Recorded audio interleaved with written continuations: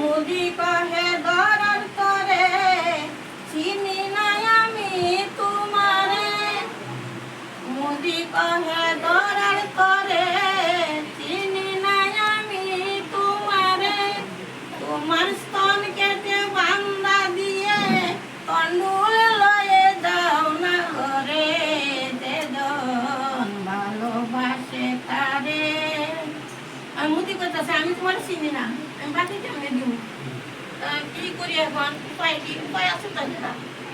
বান্দা দিয়ে কন্ডুল লয়ে গেল ঘরে দেদন ভালোবাসে তারে দেদন ভালোবাসে তারে তখন দরার বেশি বেদনা বুকে পিঠে কাপড় বান্ধা কইরা দরার বেশি বেদনা বুঝছিল না সেবা করে অকাতরে সাধক মুকুন্দ দাসে বলে এসব সেবা কয়জনে করে দেদন ভালোবাসে তারে দেদন ভালোবাসে তারে গোবিন্দ প্রভাতী এত সহজ বহুত কঠিন কিরম পরীক্ষা চিন্তা কর মানে বিষ বেদনা তো করতেই আছে বিষ বেদনা কোনো বুঝা ছিল না কি মনের আনন্দে হ্যাঁ মনের আনন্দে মানে রসই করতেছে আজকে আমি অতি সেবা করাইতে পারবো আমার আজকে কত ভাগ্য আর একদিকে যেন বিষে বেদনাই হয় এগুলি কোনো বুঝতেই আসিল না কত ভাগ্য আমি আজকে অতি সেবা করাবো আমি জীবনে কোনোদিন অতি সেবা করে আর অতীত হইলে অতীত এমন হয় অতীত তারপরে দিয়া এই তোর রসই করছে রসই করা জয় নিতাই বন্ধুরা, তোমরা সবাই কেমন আছো? আশা করি তোমরা সবাই খুব ভালো আছো। আমিও ভালো আছি গোবিন্দের আশীর্বাদে, তোমাদের ভালোবাসে ভালো আছি। তো বন্ধুরা, তোমরা দেখতেই পেয়েছো ভাগবত পাঠ হচ্ছে, আমার দিদা পাঠ পরিবেশন করছেন। তো এটা হলো আমার এক গুরু ভাইয়ের বাড়ি, তো ওনাদের বাড়িতে এই তো আজকে পাঠ দিয়েছেন ভাগবত পাঠ। আর এদিকে দেখো এই তো উনি আমাদের একজন গুরু ভাই, তো এই তো উনি রান্না বসিয়ে দিয়েছেন এখানে, যেহেতু ভাগবত পাঠের পরে ওনারা সবাইকে সেবা করাবেন তাই। তো সবার জন্য রান্না করছেন না উনি, আরও মানুষ আছে আর নিচে আছে, তো নিচে সবার জন্য রান্না হচ্ছে। আর এখানে এই তো আমার গুরু ভাই রান্না করছে কয়েকজনের জন্য। তো তোমরা একটু পাঠ শ্রবণ করো, কৃষ্ণ কথা একটু শ্রবণ করো, আর তোমরা বললেও কমেন্টস করে আমাকে জানিও যে কেমন লেগেছে তোমাদের কৃষ্ণ কথা। তো তবে চলো বন্ধুরা, এই তো আমরা সবাই মিলে একটু কৃষ্ণ কথা শ্রবণ করি। অস্পৃশ্য মানে দেহে আমাদের সেবা করাইতেছ, আগে তুমি বলো নাই কেন? ক্রোধ হয়ে আগে যদি বলতাম তাহলে আমি সেবা করতাম না। না বাবা আমি অস্পৃশ্য, তখন বলা না বাবা আমি অস্পৃশ্য, তাহলে এমনি কি ঠিক করতে বলবো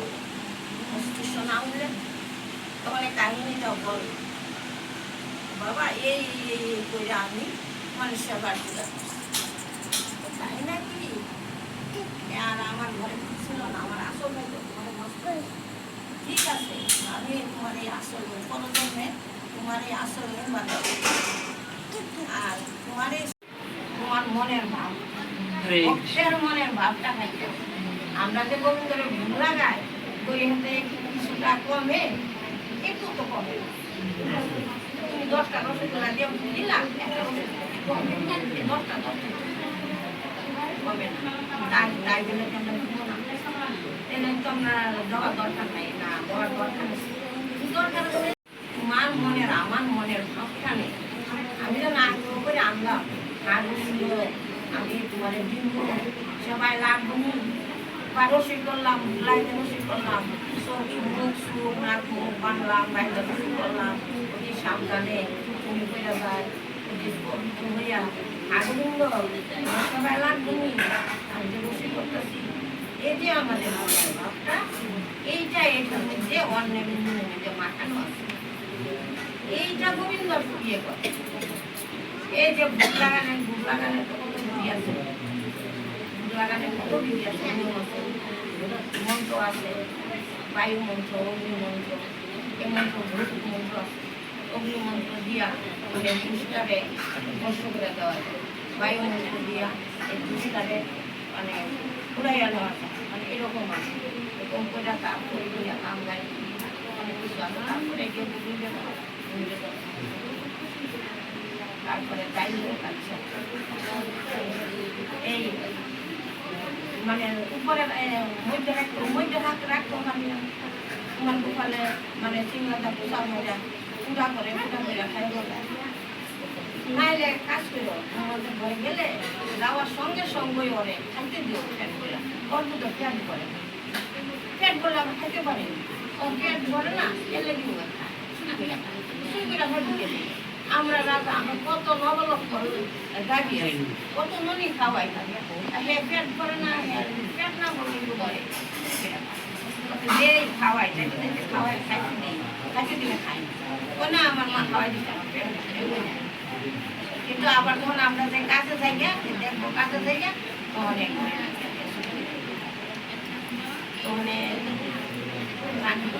তখন একদিন বেশ কয়েকজন মিলা তারপর আমরা সবাই গিয়া তার মা সবাই গিয়ে তার মা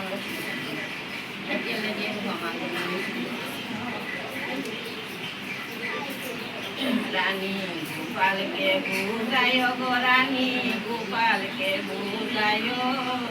প্রভাতে পরে রে বাড়ি যায় না যেন রানী গোপালকে বুঝায় গো রানী গোপালকে সমঝায় প্রভাতে পরে রে বাড়ি যায় না যেন ও রানী গো যদি দুঃখ সলবনি যায় সে যার ঘরে প্রভাত কালে তোর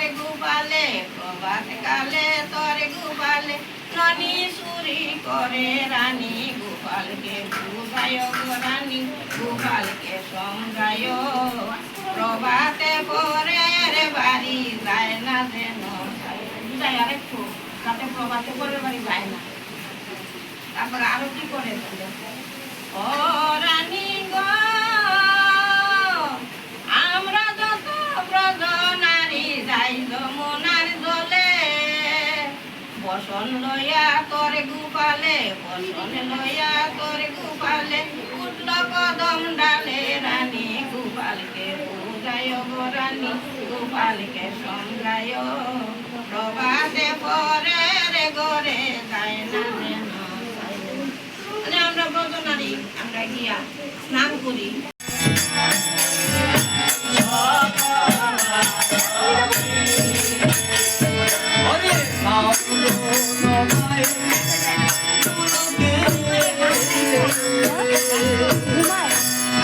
হয় না রে ভাই